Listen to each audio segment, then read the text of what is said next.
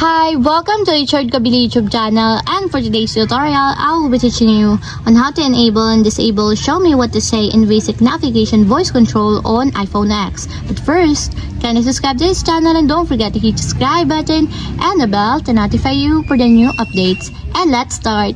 Using your iPhone X from your home screen, first go to Settings. Then in the Settings, scroll down and find the Accessibility and then Top. Then in the accessibility, scroll down again and go to physical and motor section and then tap the voice control. Then in this part in the voice control, go to this section and then tap the customize commands. Then in the customize commands, tap the basic navigation.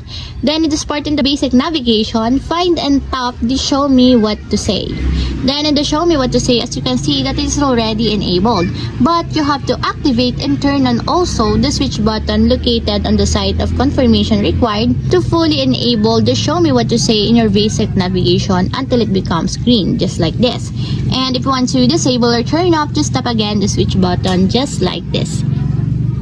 And that's it, we have successfully enabled and disabled Show Me What to Say in basic navigation voice control on iPhone X. If you have a question, can you comment down below and don't forget to hit the subscribe button and the bell to notify you for the new updates. And thank you for watching!